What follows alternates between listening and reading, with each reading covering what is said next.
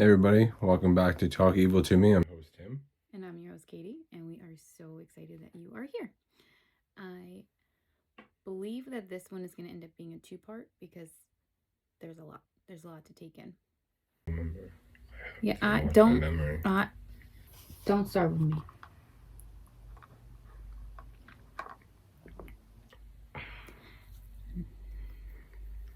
Put it down. Pepsi. Okay. Just leave that all in there. Today's is a doozy. It's a good word for him. He's a doozy. And we're going to start back at the beginning of his babiness, because I think we have to start there in order to kind of understand him. He was known as the kindly killer because he was, kind. I don't really know how else to... Did he kill him nicely? Nope. He did not, but he was nice to them afterwards. You'll see. But we're gonna go back to the beginning first of how he got to be who he is, because I feel like his childhood has a lot to do with why he ended up the way he was, but also not a lot to do with why he ended up the way he was. He really just had something wrong in his brain. Like most of us. So, his parents. Olav Makshim, who ended up changing his name to Nilsen. He was a Norwegian soldier who traveled to Scotland in 1940. And that's where he met Elizabeth White, who eventually went by Betty. So if you hear me say Elizabeth or Betty, they're the same person. But in my notes, I wrote her name as both, because my brain doesn't function and doesn't want to make my life easy for me. When you say Betty White, I think of the Golden Girls. Yeah, but spelled different, W-Y-T-E. So it wasn't long before they were married. So he met her in 1940. In 1942, they were married. And then they ended up moving in with Elizabeth's parents because Olaf was away all the time with the military. And so he didn't want to leave her home alone. And Elizabeth's parents were just kind of like, you can stay with us. You're still a baby. And so she did, because she was still young and he was constantly away with the army. He was away more than he was home. He did come back to visit every now and then. So Elizabeth gave birth to their first son, Olav Jr. As soon as she gave birth to the first son, she asked him to get his shit together and get them somewhere to live so they didn't have to live with her parents anymore, because they were married and now had a kid. He went back, did nothing, whatever. Elizabeth has another baby, Dennis. She asks them again, get your shit together. I really need to get out of here. I got 2 kids in my parents' house now. You're my husband. You're supposed to be providing for me. Let's go. Does not happen. She goes on to have a third baby, a little baby girl. Her name was Sylvia. Again, she asks her husband, can you get me somewhere to live other than my parents' house? It doesn't happen. He was too invested in the military and drinking and having a good time and going out with his comrades instead of being home with his wife and his kids and any of that. So she was upset. Olav didn't take the marriage seriously, and she realized that. She realized that she rushed into things, and in 1948, she divorced him. Her parents let her continue to live there with the 3 kids because they loved them, and her parents were just genuinely good people. In 1948, they were divorced, and her and all of her 3 kids continued to live with her parents, Andrew and Lily. Her parents hated Olaf. They never liked him from the beginning. They knew he was a bad person, and her mom always told her that she rushed into the marriage, but she didn't want to listen. I feel like this most mothers still. Why are you looking at me like that? Mom? Hi, Mom. So they fully supported her leaving him and being on her own, and they would do whatever they needed to. So at this point, all the kids are still really small.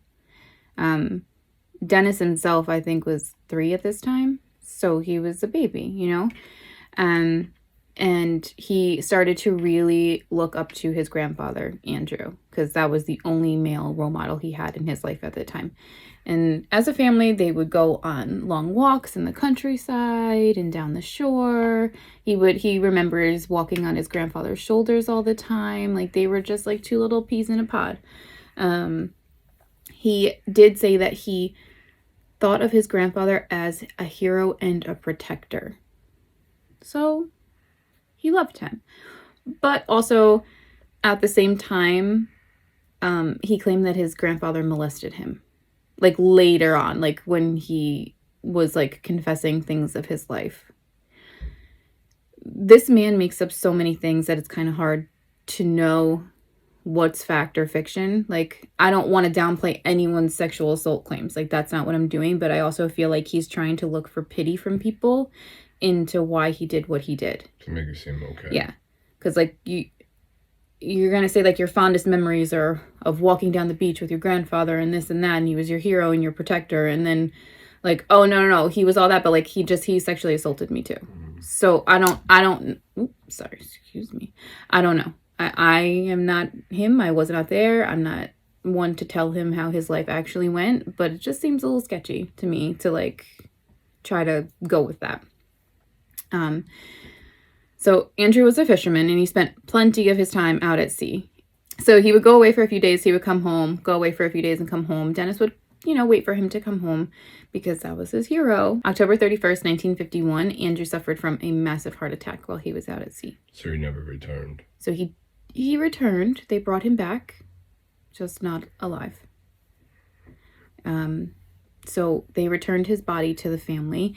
And at this point in time, it was normal for funerals and like wakes and things to be held inside of the home of the deceased person or the family of the deceased person. So they brought him back to his own home, right? And Dennis claims that he didn't know that his grandfather had died. He claims that his mother just approached him and said, "Do you want to see your grandpa?" and brought him to this casket, where she then told him that he was in a better place and he was sleeping forever. So she didn't really explain to him the death part of it. But Dennis did say that he didn't look anything like the grandpa that he remembered. Makes sense. Which I feel that because grandpa did not look anything like I think anybody who's ever been to an open casket would agree. Yeah. They never look like themselves. So I understand where he's coming from with that. And he's still a little boy. He was only like 5 or 6 years old. So to him, it's like, what's happening? Yeah. He remembered to look nothing like his grandfather. And he says that it awakened something in him with death. So he had this horrible relationship with death from then on out.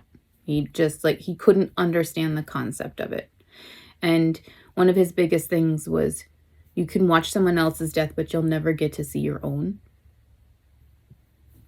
I don't want to see my own, but he just fixated on the fact that eventually he was going to die and he wasn't going to know how it happened. Very interesting guy, this one. So after his grandfather died, he detached himself from his whole family. He didn't go on walks with them anymore. He didn't go to family picnics anymore. He basically just shut down. He shut himself down. He didn't want anything to do with them. So when his mom and his grandma gave his other siblings attention, even though he didn't want it and he pushed them away, he felt like they were being favorited and he was being pushed aside. But you can't have both. You can't push everybody away and then be like, I'm so alone. It doesn't work like that. So he alienated himself from everyone's affection, and was mad about it at the same time. He would constantly go on walks down the beach by himself, like his grandfather and him used to do. On one of his walks down the beach, he decided to try to take a swim. In the swim, he was pulled in an undercurrent, and he was almost swept away to sea. He thought he was going to die, and another boy around his age actually was the one to pull him out of the water. So we're going to go back to the part where I said he likes to make things up. right? So he says that as soon as this teenage boy pulled him out of the water, the first thing that he did was lay him on the beach and masturbate on him. That's a little out there. Right. So wild, so random. Like, I saved your life. I'm just gonna, like... Well, ski action. Yeah. So that's one of the other claims. So he says some wild things sometimes, and you're just like, why? What in your brain made you think that that was a normal story to tell? So whether he did or he did not, we will never know. Nobody ever figured out who the boy was. The boy never stepped forward. Nobody else ever there was nobody else to back the story up of him being swept away to sea. It's just one of the things that he says happened in his life. Yeah, like, this is it. I was the only one on the beach. I got swept away to sea. This boy my age came, he rescued me, and then he masturbated on me on the beach. And you can't tell me I'm a liar because you weren't there. So this near-death experience, plus seeing his grandfather dead in the casket and not really knowing what was going on, really did something, like, with his psyche in regards to death as a whole. Like, he just had some very fucked up views about it. There was just something wrong. So the wires got crossed in a way that they should never get crossed. So Elizabeth finally managed to get herself out of her mom's house. She got an apartment with her and her 3 kids.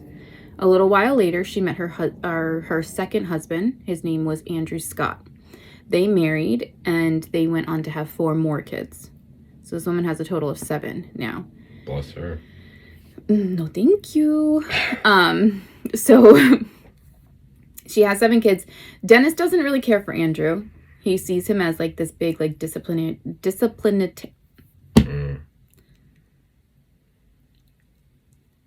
He sees him as a bad guy.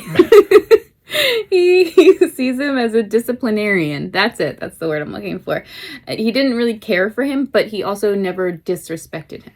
So while he didn't like him, he still respected that he was his stepfather and he was under his roof, yada, yada, yada, siblings, mom's husband. Thank you. During his teenage years, he discovered that he was gay. So now, seeing his grandpa dead without knowing he was dead, just sleeping forever, fucked him up. Drowning, well, almost drowning, being swept out to sea, being saved, and then masturbated on, fucked him up. And now, in the 1950s, he is an adolescent boy who is gay.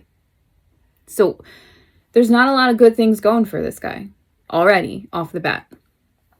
It confused the hell out of him because obviously all the other little boys around him are oogling and ogling over. Am I boring you? A little bit. They're oogling and ogling over these girls, and he's like, I don't get it. Why girls? So he's ashamed and he hides it from his friends and family. It's normal though. To hide it, yeah, for sure. I mean, people still hide it now to this day while trying to figure out his homosexuality or just his sexuality in general. Mm-hmm. He thought that if he was to maybe have contact with a girl, it would, like, snap him out of whatever, like, it would change him homosexual phase that he thought he was having. He didn't have many friends. He wasn't a social kid, and he definitely didn't have girls lining up to talk to him. So instead, while his sister was sleeping, no, he didn't rape her, but he went and he, like, fondled her to see, like, if touching any parts of her body would make him feel any type of way. Did not. So he's like, okay, maybe I am gay. So then he goes to his older brother while he's sleeping. Same thing. And he fondles him. Except his older brother, Olaf, wakes up while he's doing it. And Dennis tried to play it off like he was asleep and had no idea what he was doing. He just kind of rolled over and, like, his hand just kind of, like, fell on him. Mm. And Olaf was like, okay, you're fucking sketchy, but okay. Like, I'm gonna give it to you, but also I don't believe you, not even the slightest bit. So then he started to make fun of him in front of all of the kids at school, in front of his family. He would call him a hen, which is Scottish for like a little girly girl. So he would pick on him, like, but I mean, he deserves to get picked on because you fondled your sister and your brother while you were sleeping. Did the older brother find out what he did to the sister? No. Sister said that she never remembered it happening either. So she, like, it's out of her memory.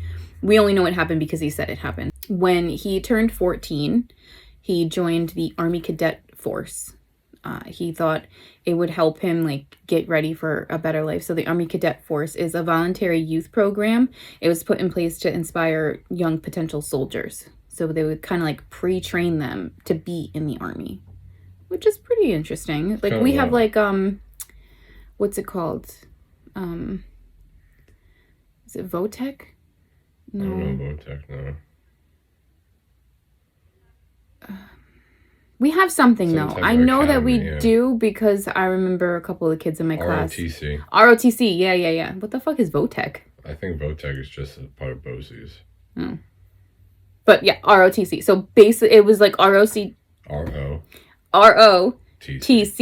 go. But their version. So it was the Cadet Force Academy. No, it wasn't. It was the Army Cadet Force. I made the academy part up, so that's good for me.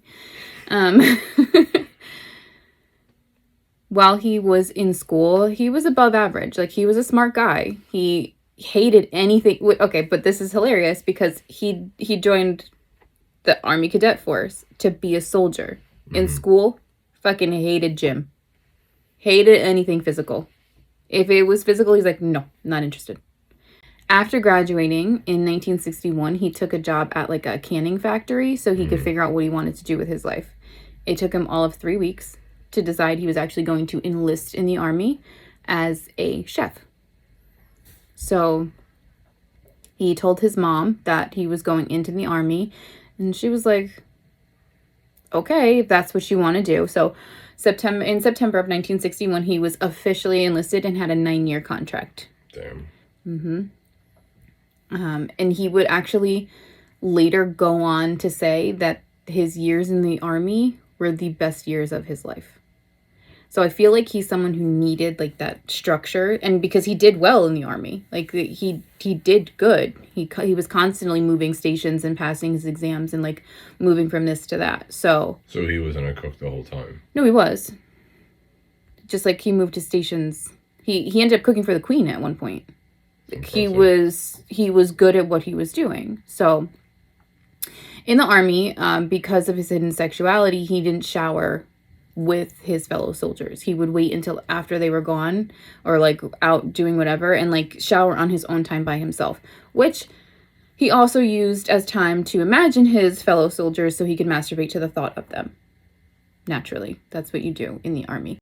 In 1964, he took his first catering exam and he officially passed, leading him to be stationed in West Germany as a private. During his deployment, he began to drink heavily. This man, that was it, because from then on he just drank for the rest of his life. The army, done. Drinking, sold to the highest bidder. So he would drink heavily, but also he would drink to the point where he was blacked out. But he wasn't actually blacked out. So he would pretend that he was passed out on the bed, on the floor, on something in hopes that his army fellows would molest him. Yes, he did that. Around this time, he began to sexually fantasize about younger males. And then it progressed to younger unconscious males. And then it progressed even further to younger dead males. So, like, it started with young guys, and then it went to young unconscious guys, and then it went to young dead guys. And these were the sexual fantasies he was having as he's pleasuring himself. There is a piece of art that he said was one of the ones that, like, drew his attention to most, and it excited him in ways that it shouldn't have, but it's called The Raft of Medusa, And it shows a picture of this man with this dead, pasty white, naked boy laying across his lap while there's a torso of another dead person next to it.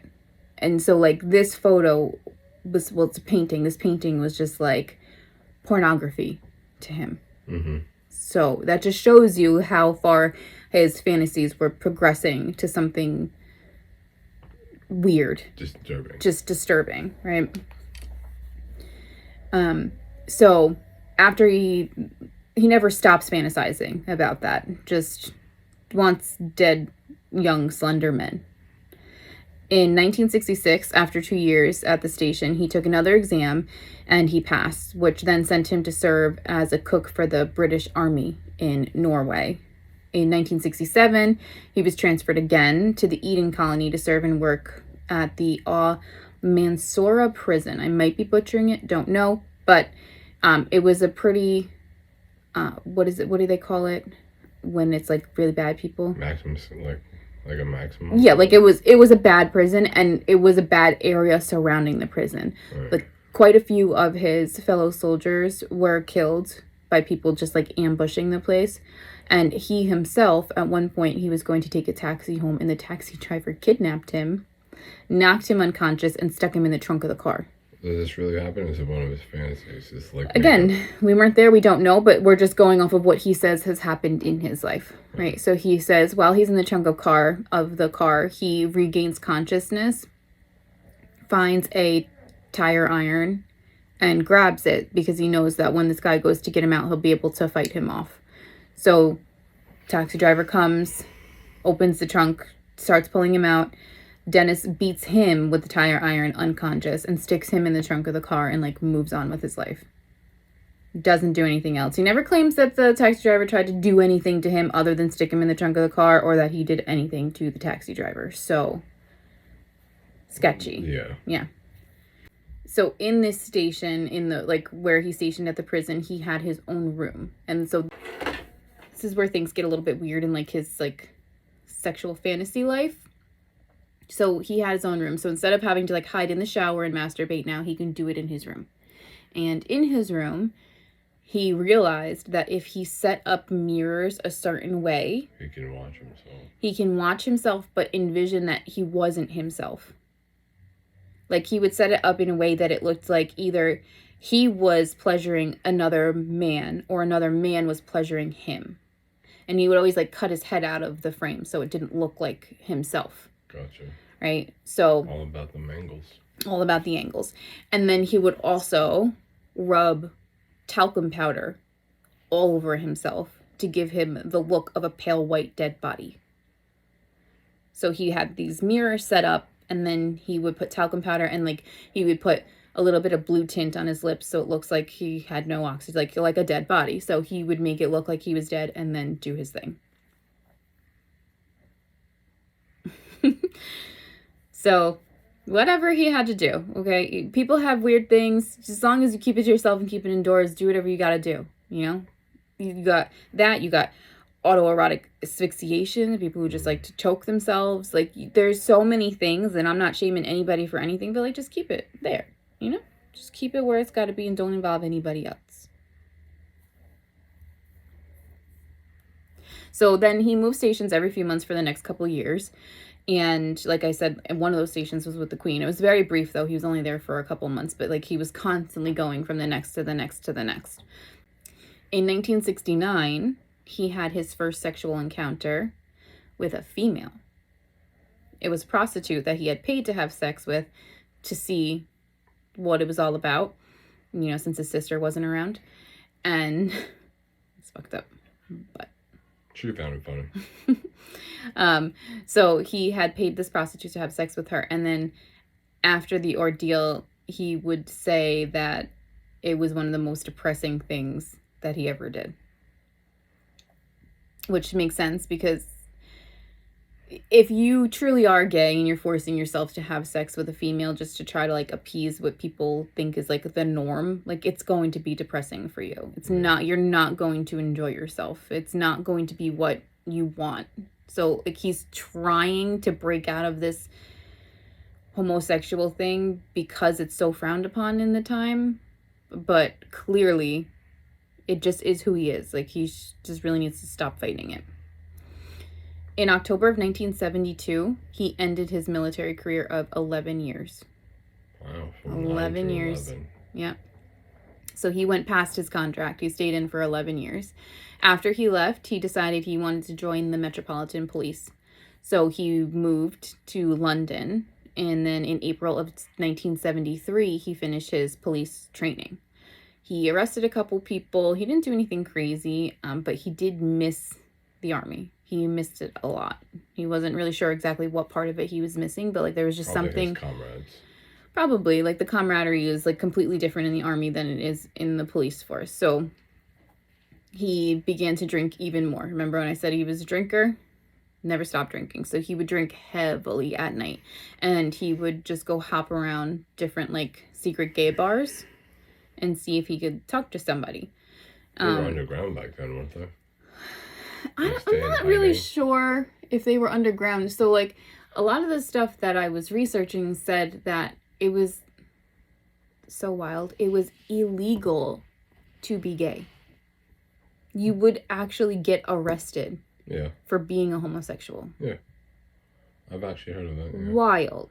Well, that's why I think, like, if we go into the era of jumping to another psycho, Jeffrey Dahmer, Jeffrey Dahmer would find these underground hidden gay places because it was. Oh, he has a lot of Jeffrey Dahmer.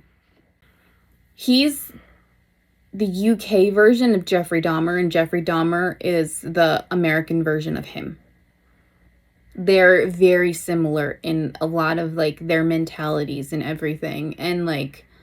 Except and Dahmer also thrived in the military. But did this guy eat people like Dahmer? No, but I said their mentality. I didn't. Hey, listen, I'm just asking. Listen to the story and you'll figure it out. I want to make sure I'm safe. I know I'm safe from Dahmer. Well, he's dead. Well, also, he said that tattoos made the bodies taste. Oh, that's true. That's right. But anyway, you're deterring me. It was a question. You're the one that went off track. So he began to drink heavily and then frequent gay bars to try to get himself out there and mingle.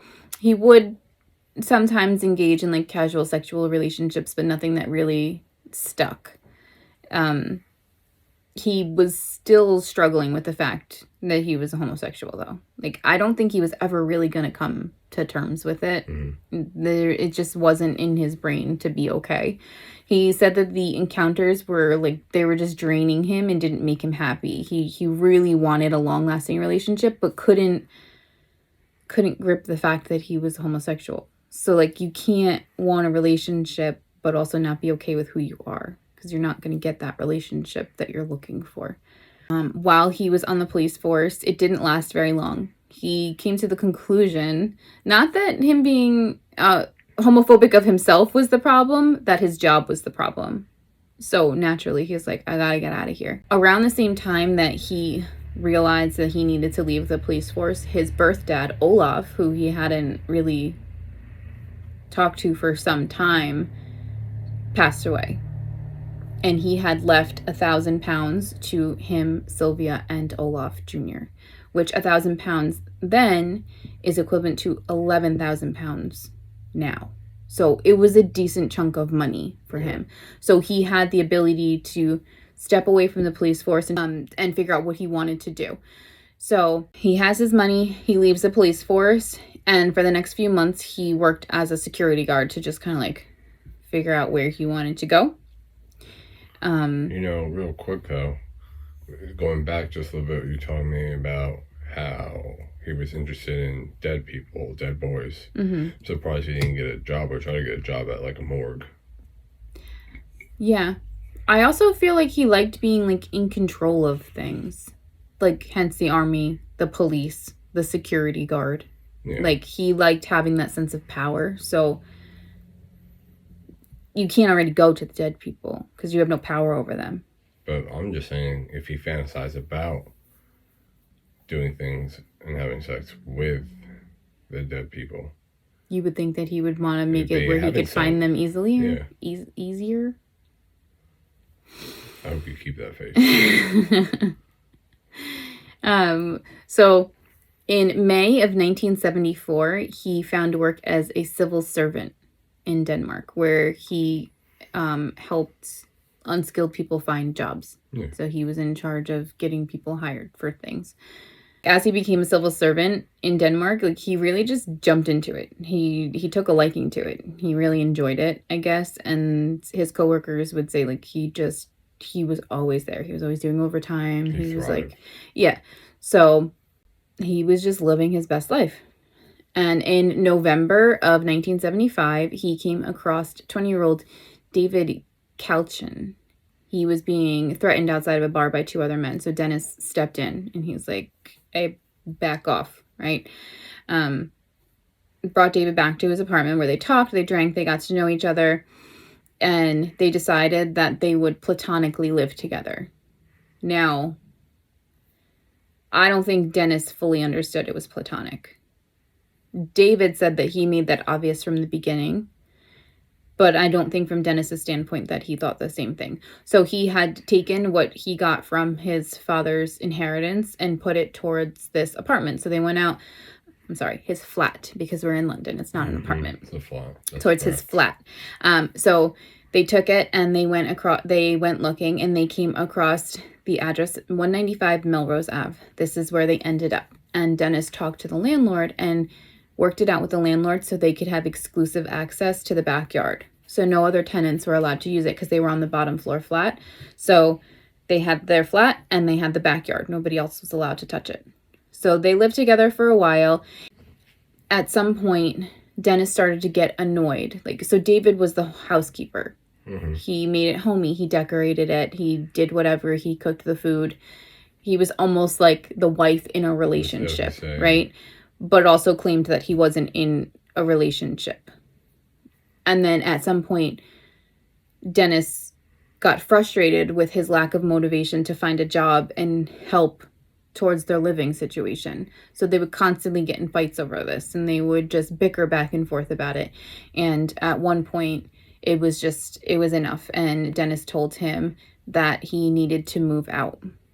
In May of 1977, he told David, get out. You gotta go.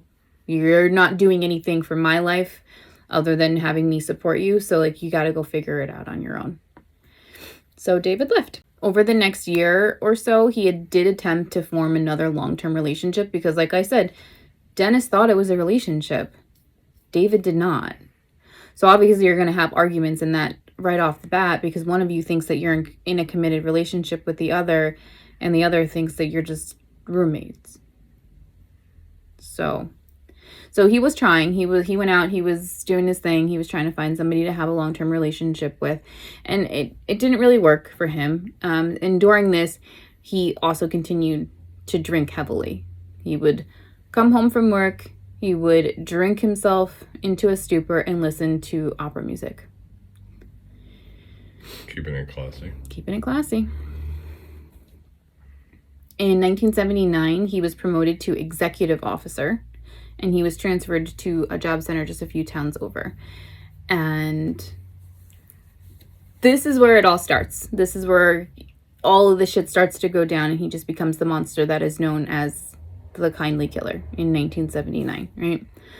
So, December 30th, 1979, 14-year-old Stephen Holmes walked into Cricklewood Arms pub. He attempted to buy alcohol and obviously was unsuccessful. Dennis overheard the failed attempt at getting alcohol, and he invited Stephen back to his flat and promised him that they would drink together.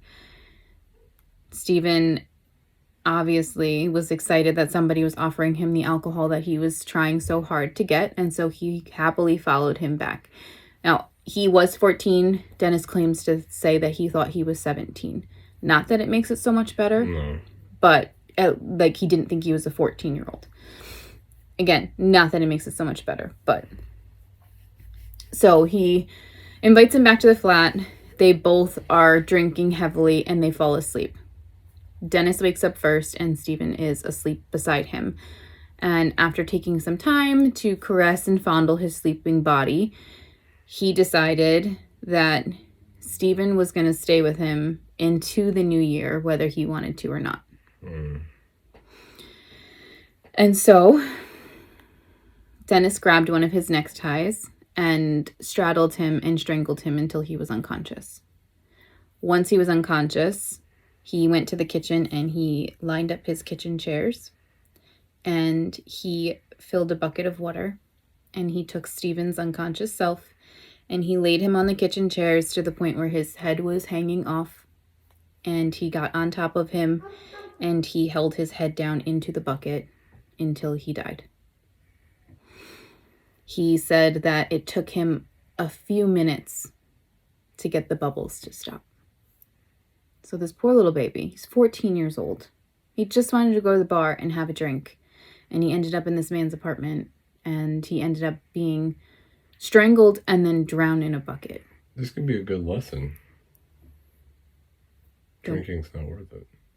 Stop drinking. Teen drinking is very bad. You hear that, Jay? So this was his first. This is the first person he ever killed, right? So after he was dead, Dennis took him into the bathroom and put him in the bathtub and carefully washed him and cleaned him and brought him back out and laid him on the bed. In the bed, he continued to caress and admire his body. But while he's on the bed, he has him laying with his hands up above his head, right?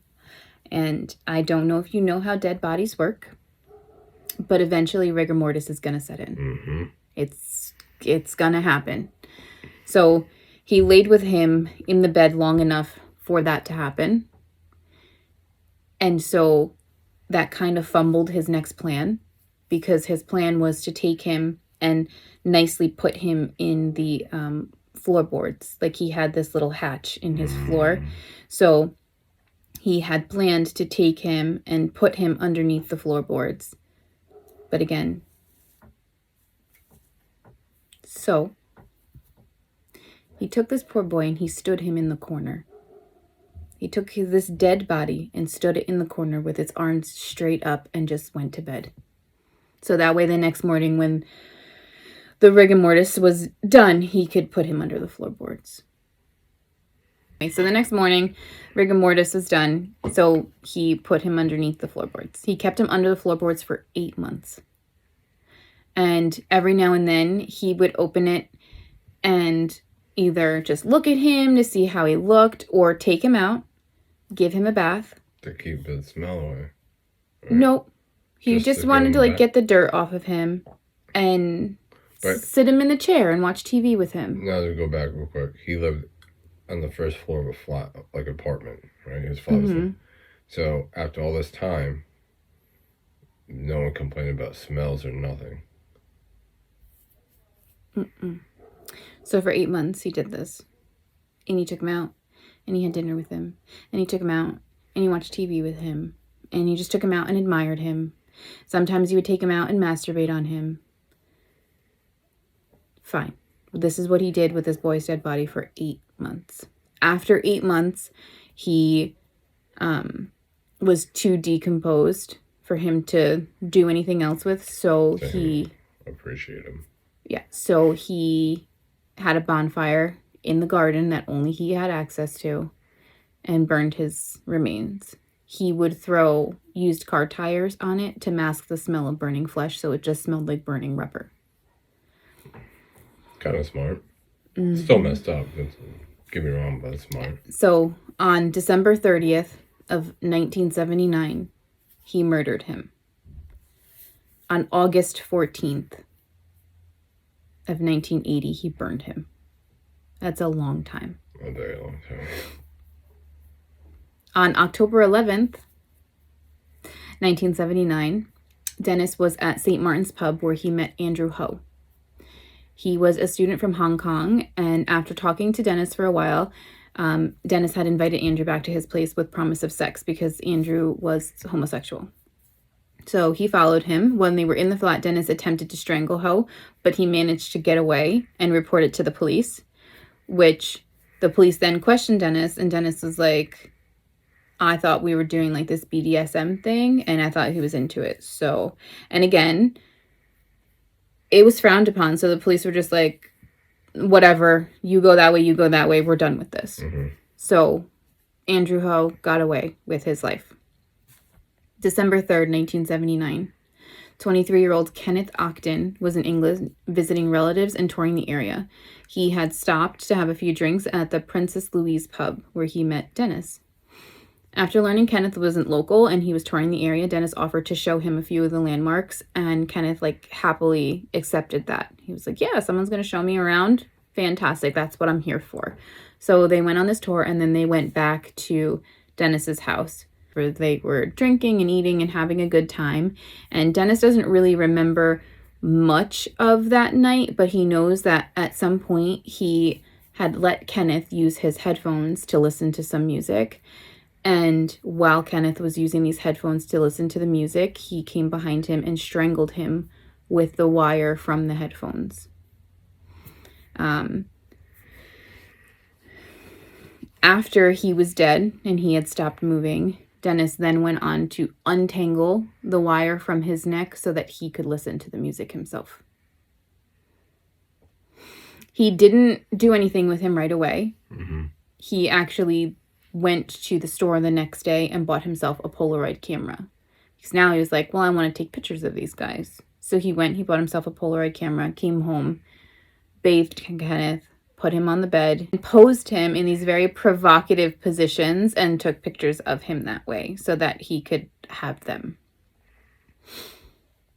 And then after he was done with the photo shoot, he left him just spread eagle on the bed while he laid with his head between his legs and watched TV for a little bit. Because why would you not do that? Keeping it classy. Eventually, he wrapped his body in plastic wrap and stowed him beneath the floorboards. And over the next 2 weeks, he would do the same thing that he had done with Stephen. He would take him out, clean him off, sit him in the chair. Hey, buddy, how you doing? Or take him out, sit him at the table, take him out, lay him on the bed, jack off a little bit, put him back. In May 17th, 1960, 16-year-old Martin Duffy, he was a student from Birkenhead. He had hitchhiked to London without his parents even knowing that he was gone.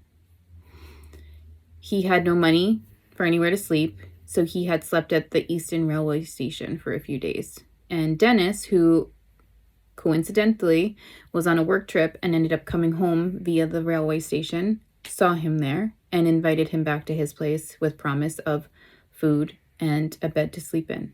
So Martin gladly accepted. So Dennis made him a meal and gave him a drink, and Martin was happy. He was content. He was dry. He was safe. He was in a good place, so he fell asleep on Dennis's bed.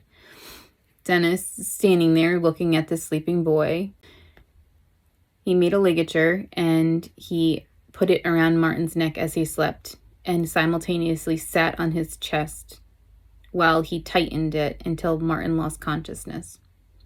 Once he was unconscious, he dragged his body to the kitchen where he had filled the sink with water and drowned him in the sink. At this point, he put him on the kitchen chair so that he could eat his own dinner.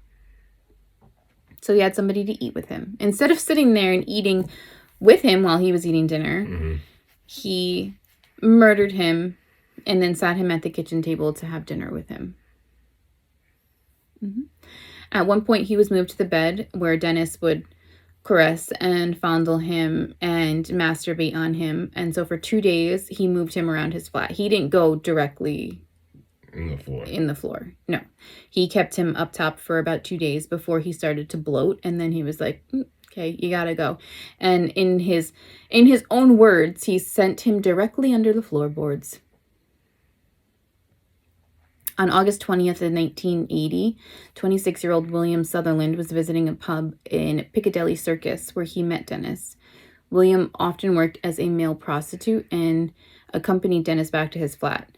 The only thing Dennis remembers of William's murder is that he strangled him and put him beneath the floorboards. There wasn't really much more to him. September of 1980, an unidentified victim was described as a tall Irish laborer with rough hands. Dennis recalled him to be between the age of 27 and 30 years old, and he met him at Cricklewood Arms. All he recalls was strangling him. October of 1980, unidentified victim, slender male prostitute, approximately 5'10", between the ages of 20 and 30, either Filipino or of Mexican descent. Nilsen said he had gypsy-like features, and he had met him at Salisbury Arms. November of 1980, unidentified victim, an English vagrant in his 20s. He had been sleeping in a doorway at the top of one of the roads that Dennis walked upon. He was skinny and he was hungry with pale complexion, and he had several missing teeth. He and the young man took a taxi to his flat. That evening, the victim was strangled to death. So he remembered his legs moving in a circling motion, like a cycling motion. With this victim, he claimed that the victim's life had been one of long suffering, and the act of killing him had been as easy as taking candy from a baby. So with this one, he basically was saying he did him a favor because he was homeless and hungry and had no teeth and whatever. So like, he wasn't doing it for him. He wasn't doing it for himself. He was doing it for the victim. In November of 1980, again, Douglas Stewart accompanied Dennis back to his flat, where the two drank and ate until Douglas had passed out. He awoke to his ankle tied to a chair, and Dennis strangling him with a tie while his knee was pressed into his chest. Douglas fought back, and he was able to overpower Dennis and break free from the chair to escape. Once he broke free, Dennis began to yell, "Please just take my money, please just take my money," so that his neighbors would think that he was being robbed and he was the victim in this case.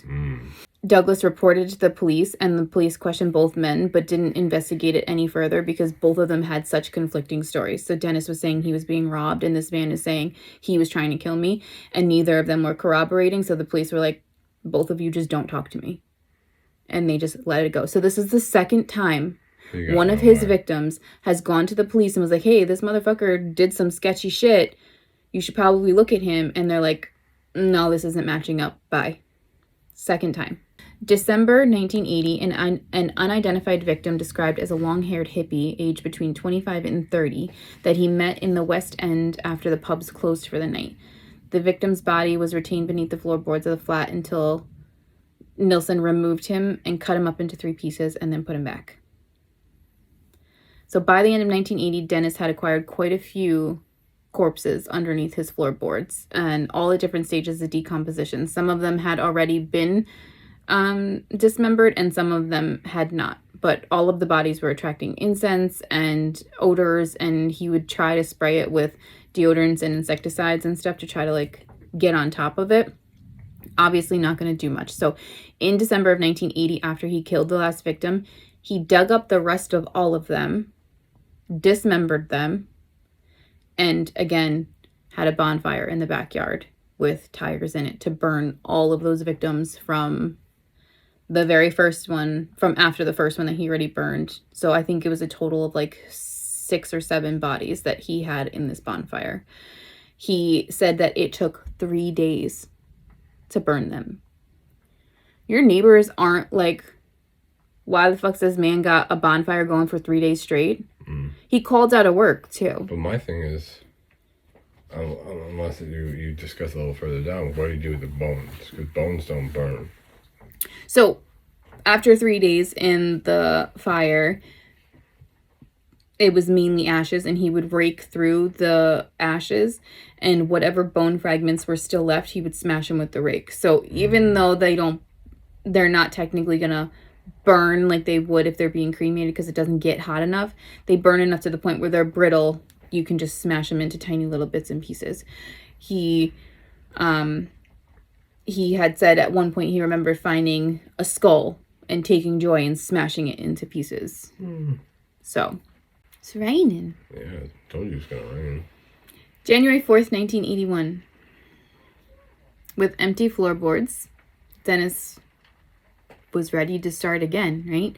So an unidentified victim, 18 years old, he remembered him as a blue-eyed young Scot that he met at the Golden Lion pub. They enjoyed a few drinks together, went back to Nilsen's flat for a drinking competition, where he ended up strangling him with the tie and placing him beneath the floorboards. February of 1981, an unidentified victim thought to be in his early 20s, approximately 5'9", doesn't remember much of this victim other than the fact that he was originally from Belfast. Belfast. He was slim with dark hair, and he encountered somewhere in the West End after the pubs had closed. He was strangled with a necktie and placed beneath the floorboards. I'm starting to think that this guy needed to get a new name and not the kindly killer, because he's awfully pretty much strangling everybody with neckties or something. So he's the kindly killer because he took so much care of them after. He bathed them and dressed them and sat there and ate with them and talked to them and laughed with them and like cared for their bodies after he killed them. I could have thought of a better name than a kindly killer. I didn't name him. But I'm pretty sure there's already somebody out there that's named the Strangler. Yeah, well, there's a lot of stranglers. April 1981, an unidentified victim described as a muscular young English skinhead. Approximately 20 years old, he had met him at a food stall in Leicester Square. He was lured to Nilsen's home with promise of meal and alcohol. He says he remembered a tattoo on his neck reading, "Cut here." After he dismembered him, he was said to have hung the victim's naked torso in the bedroom for 24 hours before finally putting it under the floorboards, just to look at. So, September 17, 1981, Nilsen's walking home and discovered 23-year-old Malcolm Barlow slumped on the side of the wall outside of his house. So this one, it makes me a little sad, right? So Barlow is slumped outside on the wall. Dennis stops to say, like, "What's wrong with you?" He tells him, "My legs, they're not working right now. I've lost control of them because of the medicine that I'm on for my epilepsy." So his medication for his epilepsy is causing his legs to weaken and he can't move. So Dennis is like, "Well, we got to get you to a hospital." So the guy's like, okay, goes inside with Dennis where they both wait for the ambulance to come. No, the ambulance comes. The ambulance comes and gets him. He goes to the hospital. He's treated. He's fine. He's great. September 18th, 1981, he goes back to say thank you. So Dennis invites him inside. Naturally. And they drink, they have food, they talk. He tells him how grateful he is that he saved him, blah, blah, blah. He feels relaxed, he feels comfortable. He falls asleep on Dennis's couch where Dennis strangles him to death. He could have lived. Mm-hmm. He went back. But it's not like he knew. I know that he didn't know, but like, it just is awful. Like he was gone. He got away. Not that he knew that he was a horrible person. Not like, it wasn't like the two who like ran away because he tried to kill them and came back. But like, he got away and he came back to say thank you. And he killed him. The next morning, he put Malcolm's body underneath his kitchen sink cabinets. He didn't go in the floorboards this time. He went in the cupboard. At this point, Dennis supposedly has a few more bodies under his floorboards and Malcolm under his sink. Mm. His landlord tells him that he wants him to get out. He wants to renovate the apartment and live in it himself. And so Dennis like freaks out. What am I supposed to do? And then his landlord offers him £1,000 to move. So again, £1,000 then is like 11,000 now. That man was willing to pay him to get out so he could renovate his own apartment. I wish somebody would pay us to move out of this house. I know we own it, but I wish they would pay us to get out. Not that bad. Anyway, so I mean, if we wait enough, somebody. Yeah. Not so naming. The landlord was doing it, one, because like obviously he knew it was inconvenient and Dennis had lived there for a couple years, and two, like it was very short notice. He was kind of like, I need you to get out by like October. And if you remember, it was September. So he wasn't giving him very much time to find somewhere else to live and get all of his stuff out. So Dennis obviously agrees, but he was hesitant at first because he's got bodies scattered throughout his apartment. So now, again, he takes everybody out from beneath the floorboards, dismembers them, and has another bonfire. So that was October 4th. October 4th, that was his his third bonfire of burning his victims in the backyard. October 5th of 1981, he moved into his new apartment, his new flat. This one was in the attic. So it was a top floor. He wasn't lucky. Where your attic is. Fuck off. He wasn't lucky enough to get a bottom floor apartment, and he also had no garden access. And he was kind of like, well, now what am I supposed to do if I do decide I want to do what I've been doing this whole time, right? So he moved into his new flat at 23D Cranley Gardens. It was going to be an interesting place for him to carry out what he's been doing this. November 23rd, 1981, Dennis met 19-year-old student Paul Nobbs and invited him back for drinks. Dennis tried to strangle him, but was not successful. Paul woke up the next morning with a terrible headache. His head was just pounding. So he got up, he went to use the bathroom, and while he was in there, he was washing his face, and he saw his reflection, and his face was like just beet red from all of his blood vessels busting in his face, and his eyes were so bloodshot, and his throat was killing him, and he couldn't figure out why. And Dennis walked in and was like, wow, you look pretty shitty. You should probably go see a doctor. Interesting. And so that's exactly what Paul did. Paul went and saw a doctor, and the doctor explained to Paul that every single thing that he was experiencing and all of his symptoms were a cause of strangulation. So he let him go. But my thing is, Dennis didn't think about that would be pieced together, sending him to a doctor. The dude's supposed to be fucking smart. His brain is not braining all the time. I feel that.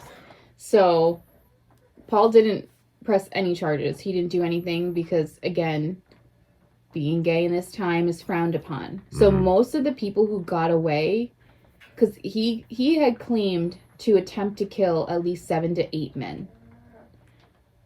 And all of them that got away were just too terrified to say, hey, I was going to sleep with this man and he tried to kill me. So it was just never reported. So Paul went to the doctor. The doctor confirmed that he had been strangled, but he didn't do anything with that. He just kind of like went on with his life. So for a few months after that, Dennis continued to invite men to his apartment, but he didn't do anything to them. He just like slept with them, drank with them, and let them go on their merry life. In March of 1982, 23-year-old John Howlett crossed paths with Dennis while drinking in a pub in Leicester Square. John was led back to the flat with promise of food and drinks and a movie. So the two men sat and they drank and they watched movies before a drunken John walked into Nelson's room and fell asleep on his bed. About an hour later, Dennis tried to wake John up, but he was too drunk.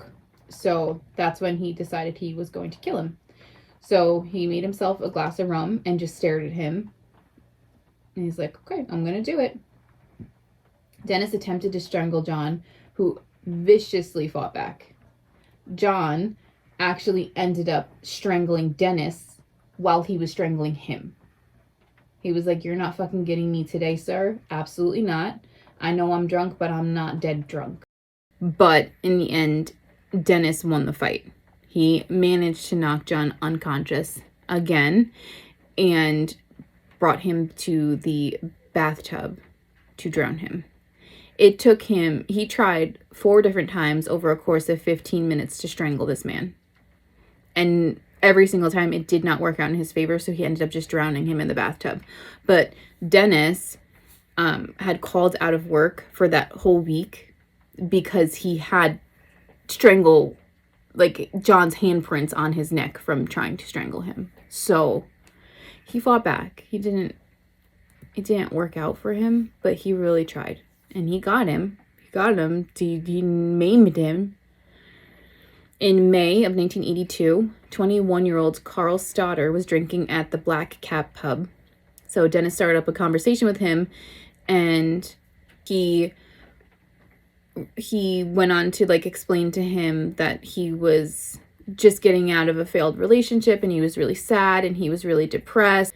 And so Dennis invited him back to his apartment with promise of drinking and told him like there's no sexual anything here. Like, I'm just trying to be a good friend to you. Like, I know I just met you, but like I can tell that you're kind of depressed and sad. So you come with me and we'll just, talk it out.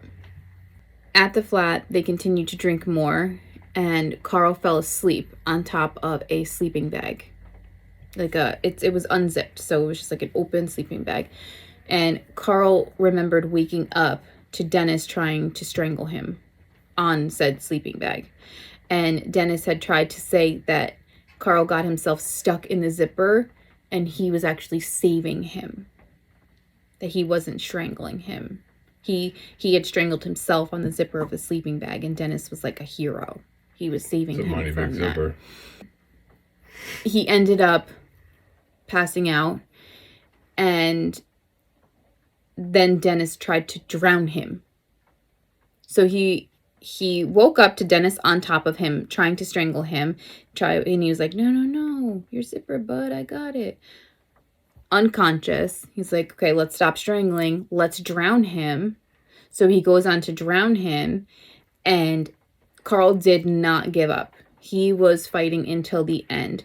So he went limp. He's like, okay, if I play dead, I'm okay. So Dennis thinks he's dead. He sits him in the chair. He then realizes that he's not dead because Dennis has a dog.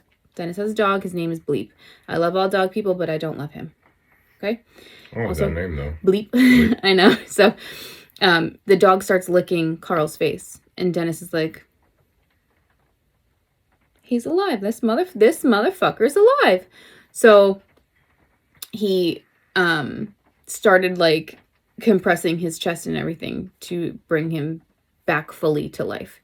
And he kept him in his apartment for about 3 days while he like regained his strength to be able to get up and walk and do whatever, because he literally basically just died and was brought back. And then afterwards, Dennis stuck with his story that he had saved him from the sleeping bag zipper. And then when Carl was like, but I remember water, like I remember being drowned in water and whatever. And Dennis said that he dumped cold water on him to shock him, to get him to wake up. So then he took him after the 3 days and he dropped him off at a train station and said, hope to see you soon. This man's brain is so interesting. Like, how do you choose when you're going to keep pushing to kill that person, or you're going to be like, this one's not so much worth it, I'm just going to send him to the train station after I just fucking traumatized the shit out of him. It sounds like he's losing his touch with the whole strangling thing. In June 1982, 27-year-old Archibald Graham Allen was trying to get a taxi when Dennis offered him a meal that he accepted. So Dennis cooked him an omelet, and as he was sitting at the table eating the omelet, Dennis came from behind him and strangled him. Couldn't let the dude finish? Nope. So he kept Archibald's body in the bathtub for 3 days while he tried to figure out what the fuck to do with it. Because remember, he doesn't have a garden anymore. Yeah. He doesn't have anything. He doesn't have anywhere to put these people. He's in a top floor flat. What are you doing? You can't walk down the stairs with him. Can't walk down the street with him. Can't dump him out your window. So he kept him in there for 3 days. 20-year-old Stephen Sinclair, he was a heroin addict who suffered from self-harming. He encountered him on the street where he first brought the young man a burger, and he obviously was just so ecstatic to have food. And Dennis saw this and was like, you want to come back to my place? I have more food and I have alcohol. So this 20-year-old followed him. Stephen had a few drinks and he injected himself with heroin, leaving him completely inebriated. He couldn't function. He was pretty much unconscious at that point. And this one I want to read from Dennis, actually. I'm sitting cross-legged on the carpet, drinking and listening to music. I drain my glass and take the phones off. Behind me sits Stephen Sinclair on the lazy chair. He was crashed out with drink and drugs. I sit and look at him. I stand up and approach him. My heart is pounding. I kneel down in front of him. I touch his leg and say, "Are you awake?" There is no response. "Oh, Stephen," I think. Here I go again.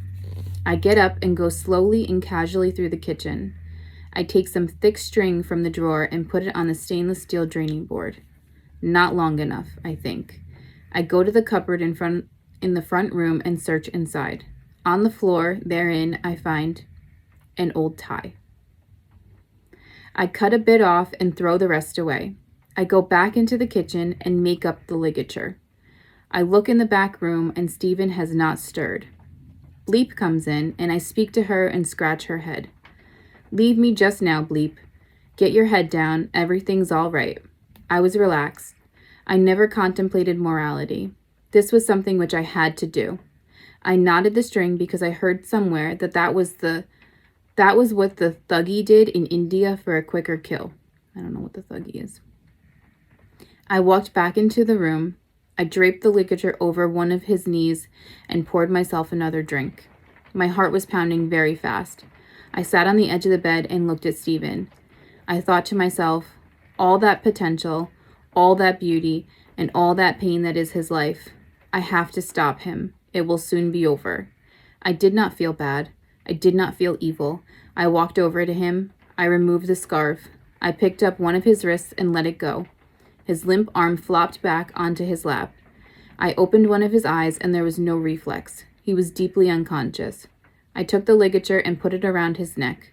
I knelt by the side of the chair and faced the wall. I took each loose end of the ligature and I pulled it tight. I held him there for a couple minutes. He was limp and stayed that way. I released my hold and removed the string and tie. He had stopped breathing. I spoke to him. "Stephen, that didn't hurt at all. Nothing can touch you now." I ran my fingers through his bleach blonde hair. His face looked peaceful. He was dead. The front of his jeans was wet with urine. I got up and had a drink and a cigarette. He had made no noise. I had to wash his soiled body. I ran a bath. I returned and began to undress him. I took off his leather jacket, his jersey, and his t-shirt. Then his running shoes and socks. I had difficulty with his tight, wet jeans. He still sat there, now naked, in the armchair. His body was pale and hairless. He had crepe bandages on both forearms. I removed these to reveal deep, still open, recent razor cuts. He had very recently tried to commit suicide. I picked up his limp body into my arms and carried it into the bathroom. I put it in the half-filled bath. I washed the body. I sat him on the white and blue dining chair. I sat down, took a cigarette and a drink, and looked at him. His eyes were not quite closed. "Stephen," I thought, "you're another problem for me. What am I going to do with you? I've run out of room." The next morning, I lay beside him and placed a large mirror at the end of the bed. I stripped and lay there staring at both our naked bodies in the mirror. He looked paler than I did, so I put talcum powder on myself and I laid down again. We looked similar now. I spoke to him as if he were still alive. I thought how beautiful he had looked and how beautiful I had looked.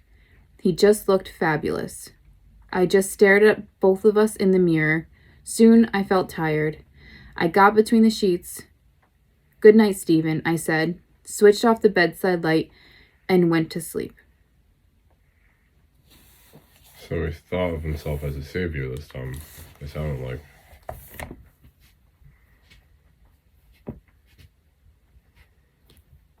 This poor kid just tried to kill himself. I mean, Dennis did it for him, I guess, and then thought that he was, like, helpful. No, the savior. He was just dark guardian angel. So the next morning, Stephen was dismembered. The most disturbing part of his being dismembered is that when he wrapped up the body parts in plastic, he used the bandages that were on his wrist to keep the plastic wrap together. Reduce, reuse, recycle. Mm. So he was dismembered and spread through the apartment. His head, his torso, and his arms were in a tea chest in the living room, and his pelvis and his legs were hidden in a drawer that was beneath the bathtub. Nilsen had boiled their heads, their hands, their feet to remove the flesh and tried to dispose of like the smaller parts by flushing them down the toilet. Now he has body parts in random spots in his house. He's boiling them to get the flesh off so that it's not decomposing. And then the smaller things he's flushing down the toilet. So he boils their hands and their feet and their heads. The heads he doesn't flush down the toilet just to get the whatever off of it. I know, but you never know. And then, so the hands and the feet, once he boils them, they're just made up of 800 little bones. So he's flushing that down the toilet. On February 4th of 1983, Dennis wrote a letter to complain about the plumbing, claiming that there was blockage in the drain, saying it was unfair to him and the other tenants and it was intolerable. Yes, because you stuck body parts in the fucking toilet. How dense do you have to be to stick body parts and flesh in a toilet and flush it down there and then complain about the plumbing? Well, you gotta think, you just told us that after he failed at strangling somebody, he sent him to the hospital. That's true. So, February 4th, he wrote his letter. February 8th, plumber Michael Cataran, who worked for Dino Rod, which was just a plumbing company, responded to the call from the landlord. He opened the drain cover on the side of the house to find what he had described as a flesh-like substance with small bones.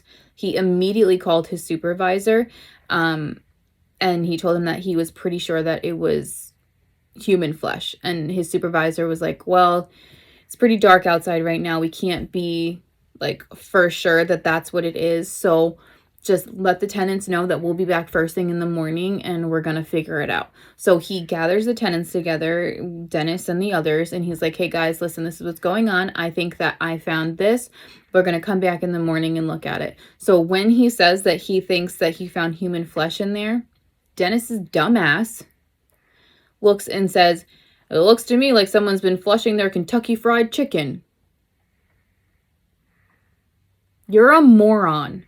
A literal moron. Just shut up. Like, it doesn't cost anything to be quiet. But also, the guy shouldn't have announced that he found potential. Well, he wanted them to know. Yeah, I mean, he should have just said, I it's think I found the problem. 1983. Like, Still. It is what it is. So, whatever. He tells them that he's going to come back. So, bright and early the next day, he and his supervisor come there. The drains are clear. Magically, the blockage is gone. Isn't that so crazy? So they're definitely like suspicious at this point. They're like, okay, well, I know what I saw. It was in there. And now all of a sudden there's nothing in here. So what they did was they went a little further into the pipe, like only where plumbers can get to. Mm-hmm. And they found more pieces of the flesh and some bones. And they sent them to a funeral home and had them tested. And sure enough, they came back as human flesh. So the pathologist who did it, he actually said that there was a piece of tissue that was from a human neck that still had a ligature mark visible on it. So everything gets shut down at that point. The police were there and realizing the body parts were coming from the top floor immediately. We're like, we're going to wait outside for him to come home from work. So there's 2 police officers waiting outside the flat for him to get home from work. And so when he comes home and they're sitting there waiting for him, they tell him that they found human remains and he is shocked. He's like, oh my God, no way. Again, you're just an idiot, right? And so the police look at him and they're like, okay, we're not doing this. Just tell us where the rest of the body is. And so he brings him upstairs. He's like, okay. Like, he goes from, oh my God, no way, dead body, to All right, well, you might as well come up with me. So Nilsen, he didn't try to say that it wasn't him. He told the police that the rest of the body could be found in the wardrobe. And as soon as they got up there, like, they realized the apartment smelled horrendous. And a lot of the smell was coming from said wardrobe that he said that they could find the rest of the body parts in. They didn't open it, but they did ask him whether there was any other body parts to be found. And his reply to that was, "It's a long story and it goes back a long time. I'll tell you everything. I do want to get it off my chest, but not here, at the police station." So he was arrested on the spot and on the suspicion of murder. And while he was in the car driving to the police station, one of the cops asked him if it was the remains of one person or two. And he just continued to stare out the window. He didn't even turn his head and just like nonchalantly said 15 or 16 since 1978. And that was it. So they brought him in. They had him in for questioning. February 10th, 1983, he was questioned in an interview and confessed that there was further human remains in the tea chest in his living room. So you had the wardrobe, you had the tea chest, and that there was more in it at the drawer in the bathroom underneath the bathtub. He told them that all of these men were killed by strangulation, and he also stated that since December of 1978, he had killed around 12 or 13 other men at his old address and gave them the other address.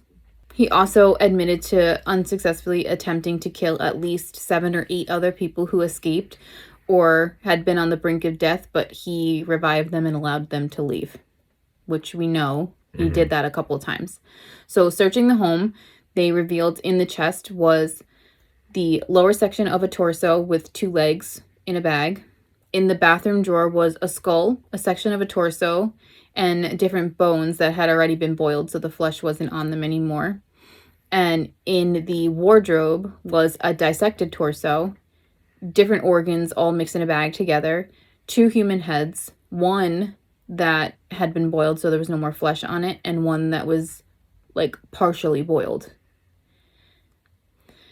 He didn't finish, I guess. And a torso with the arms still attached, but the hands missing. Because again, he cut off all the hands and feet and tried to flush them down the toilet. Like the smart person that he is.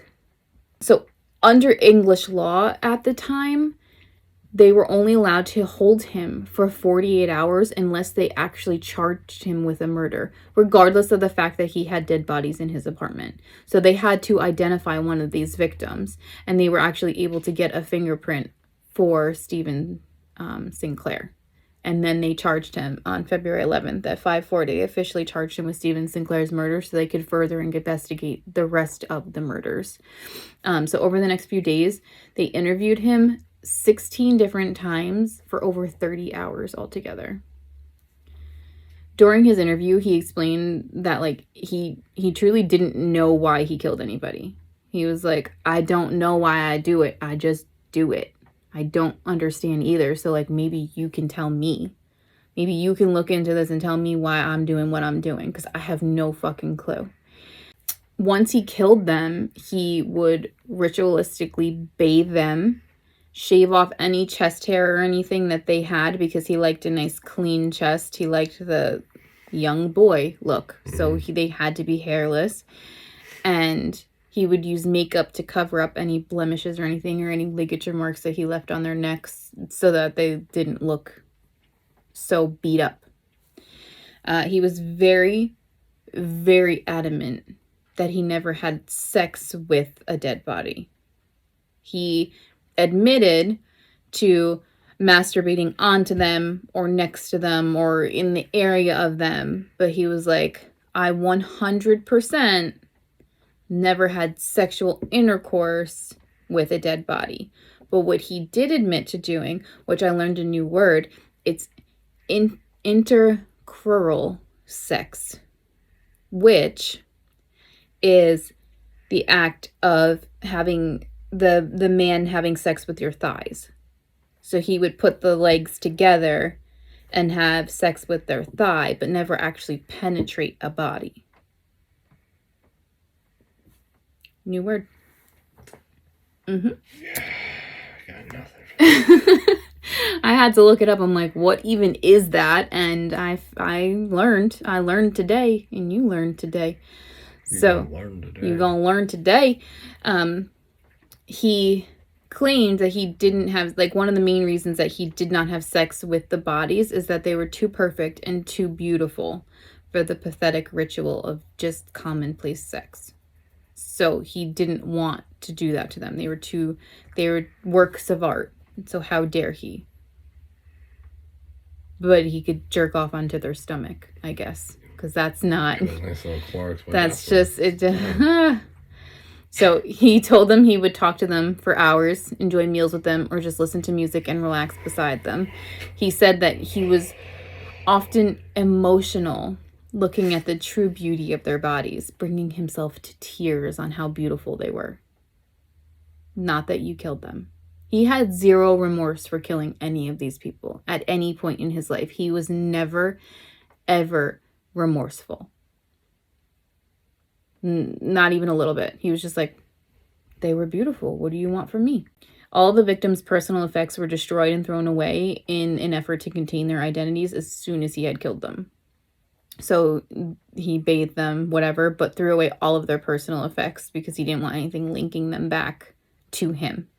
He admitted to boiling the last 3 victims' heads in a large pot to remove all the flesh and the contents inside the skull, since it was harder for him to dispose of the bodies. Because with the first ones, he didn't boil them. He didn't do any of that. He just burned them.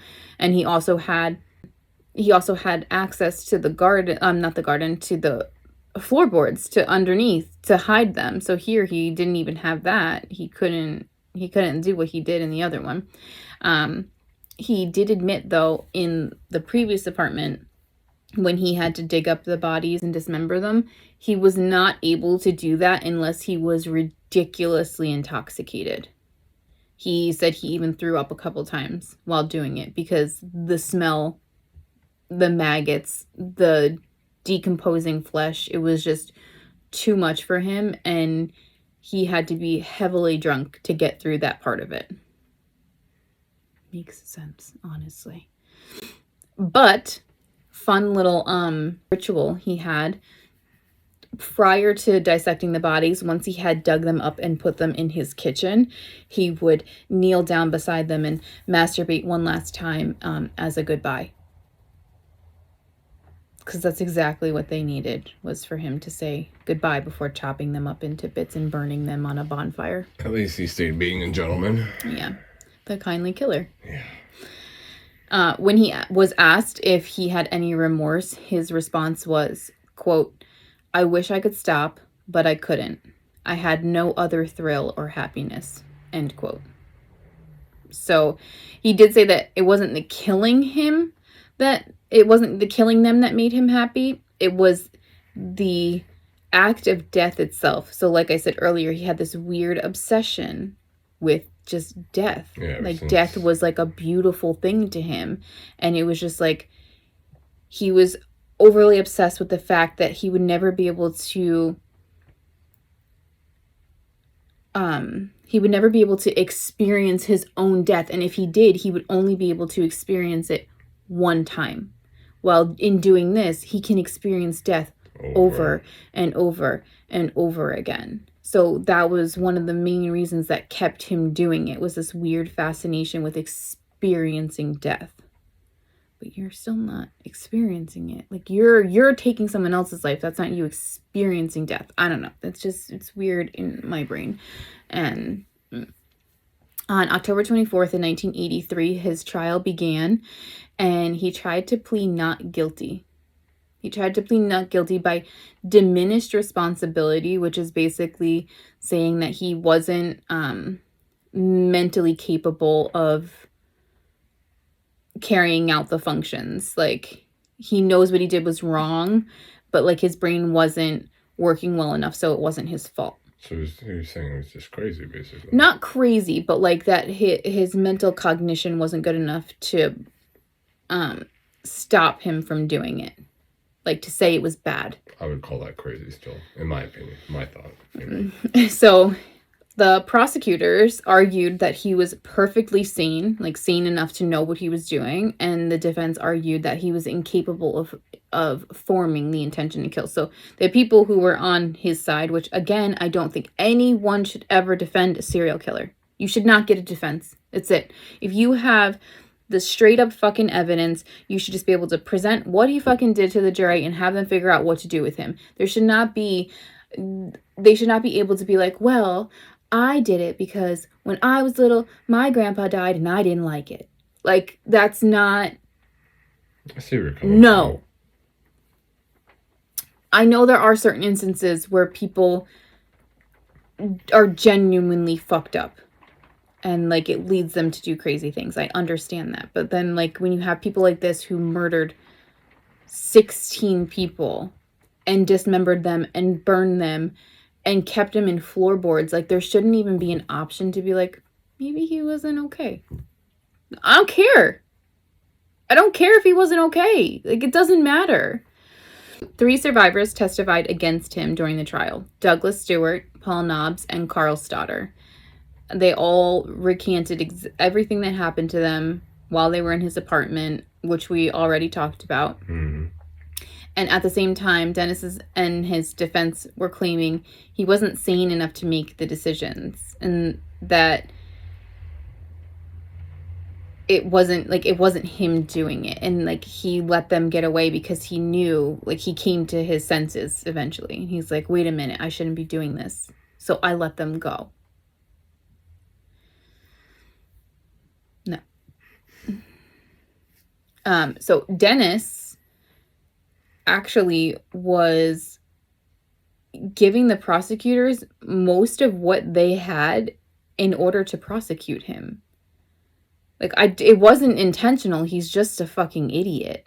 He led them to so much evidence and then was like, no, I'm innocent. Like, you can't do both. You can't show them exactly where the stuff is and exactly what you did and then be like, oh my God, what?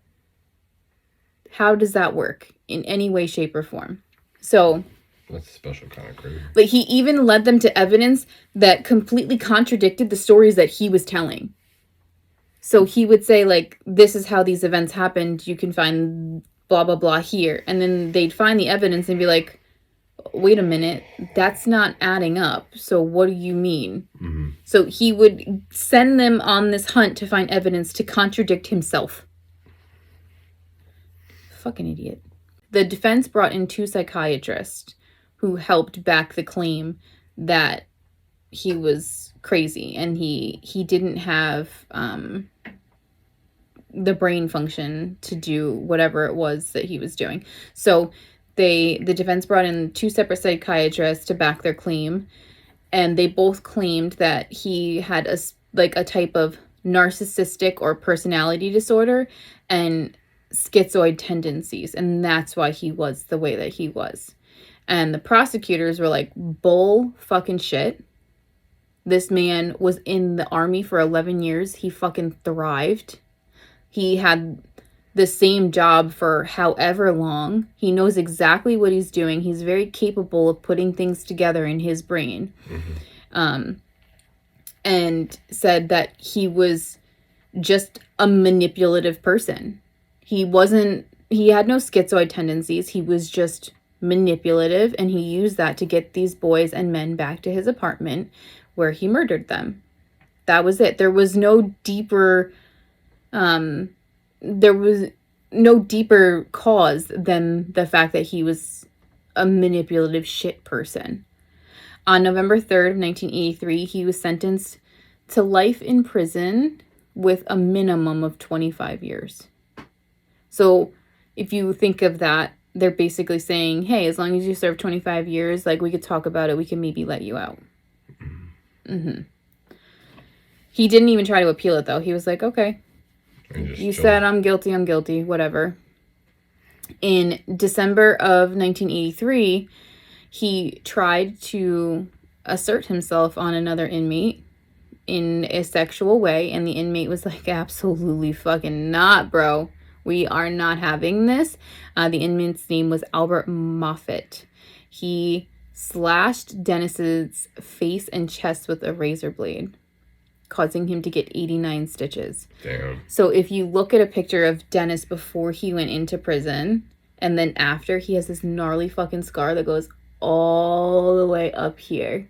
He slashed his whole side of his face open. What do they call that? Something smile. Well, that's usually when you do both. No. I know what that is, but that has a name too. Well, either way, he got it. So then he's just got this gnarly fucking scar up the side of his face because he fucked with the wrong one that day. And Albert was like, no, not today, Satan. Not today. So while he was in prison, he had so much freedom. He was able to pretty much just do whatever he wanted. Allowed to read, write, talk to fans. He had a little keyboard where he composed music. He, at some point, he, what is it called? He translated books into Braille. I don't know. I didn't know that he could read Braille, or maybe he learned Braille while he was in there. No idea, but he translated books into Braille, like for fun. And he wrote a 400-page autobiography, which he called The History of a Drowning Boy. But he was crazy. So he said. Yeah. Right. So crazy that you can translate things to Braille and you can write a whole fucking autobiography and you can compose music on the keyboard. And yeah, you're insane, sir.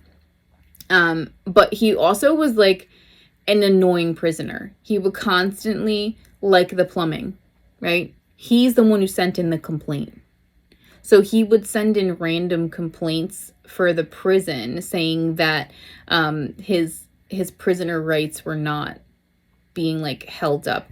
Like, so the one was, he sent in a complaint saying that they cut too many pictures out of his gay pornography magazines before giving them to him, and that was against his prisoner rights.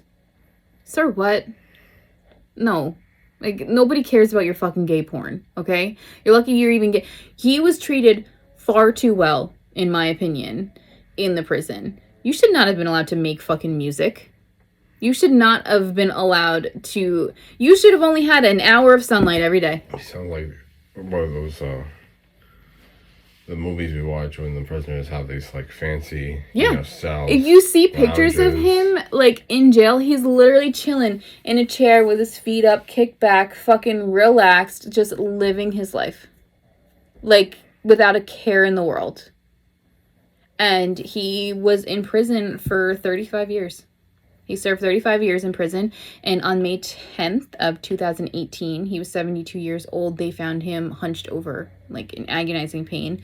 They rushed him to the hospital where they had to perform an emergency surgery because he had a ruptured abdominal aortic aneurysm. So, like, when the paramedics found him, they could actually feel where it had ruptured, they felt it like pulsating. They're like, he's fucked up, so we got to get him. They did a surgery which fixed it, but then he had complications after the surgery and like blood clotting and whatnot. And due to old age, you think? I don't know. Honestly, I don't care. I'm glad that it happened. He denied any further treatment. And he died a fucking agonizing death. Like, the doctors and the medical examiners were like, it's probably one of the most excruciating ways to go. And fucking good. And I don't care if I sound like a horrible person saying that, but he was a horrible person. So I'm glad that he didn't just get to drift away in his sleep. I'm glad that he ended up laying in a hospital bed in agony until he finally died on May 12th of 2018, covered in his own shit. So, this is moving behind me and it looks like... You just noticing that? Yeah. That shit's been moving. Well, I haven't been looking at it. Well, me looking at you and going like that on either side, it's just like a wave. So that is the story of Dennis Nilsen. He is one fucked up... I still don't like his name. ...human being. Sorry. His name is Dennis Nilsen. Dennis Nilsen. I keep saying Nilsen because it's Nilsen. Yeah, but I'm just saying, like, but it says Nilsen, and you can actually hear him. Like, he recorded some stuff on tapes. Like, you can hear him telling these stories in his own fucking voice. So not only does he have a 400-page fucking autobiography. Is that what I heard you listening to? Some of it, yeah. And he, on these tapes, he doodled on all of the cassette things. He was just a fucked up human. And I don't like him. Well, I don't think you have to worry anymore. I don't have to worry anymore, but I just feel like he's not talked about enough. And his poor mom. His mom, like, they did... His mom, his little sister, too.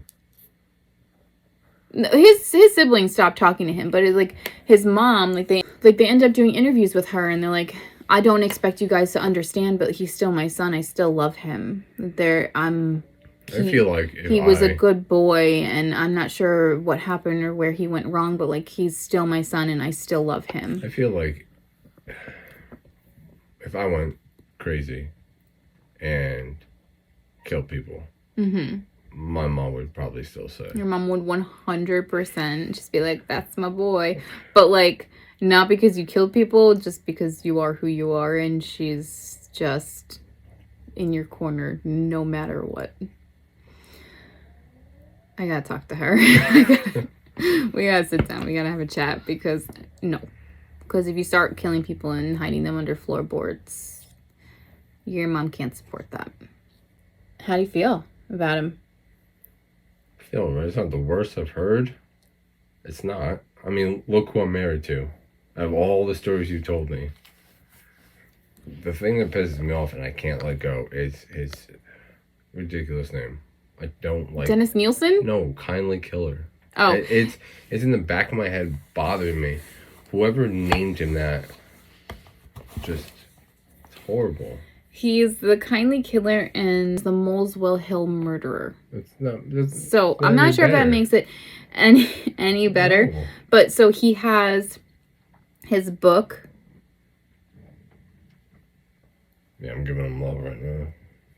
And then there's 2 movies. Netflix actually just a couple years ago in 2021 they came out with Memoirs of a Murderer, the Nilsen tapes, where one reporter, I'm not sure how this man got so lucky because I would love to be able to listen to these tapes.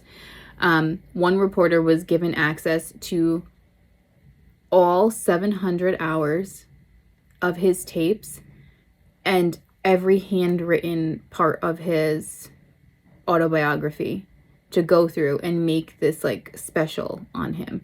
But the thing is, which he should have, this the film producer focused more on the victims than on like the thoughts of Dennis. So like all he took from it was like the victim standpoint, which is fine, but like I want to know what he's actually saying, you know? Like I want to hear what he's acclaiming to. Should so be like an extended cut. Yeah, so like we know bits and pieces of it because like of what he released, and that producer's the only one as of right now who has ever had access to those tapes. And his court records, I also tried to pull up his court records, and they are permanently sealed until 2065. Damn. Yeah. So unless there's only 2 exceptions. You have to personally be a victim or something like medically. And those are the only 2 exemptions for you to be able to have access to those. So no one's ever going to get access to those. So I got to set a reminder for January of 2065 to to request a copy of his court cases, because that'll give you everything that was said, like actually said during those court cases, not just like bits and pieces. 2065. 2065. I think this is gonna remember. It was not locked, but it's locked up, kind of like Disney. You know, they put things in the vault for 100 years and then they bring them back out. Not for nothing. I know what we're doing here, but if we get into Disney is fucked up. Disney is fucked up, but it was vaulted for 82 years. So in 2065, it'll be open again. Mm. And I don't know if I'm gonna remember that in 2065. But What'd you have for breakfast? I had a bagel. Mm-hmm. So ha. All right, so that's it. That is the story of Dennis Nilsen. I hope you guys enjoyed. I am your host, Katie. And I'm your host, Tim. And follow, like, subscribe. Give us some suggestions on who to do next. I mean, I always have who things that I want to cover. But if there's things that you guys want me to look into, I am definitely up for the challenge of looking up someone new. I like looking up new people. That sounds bad. Bye.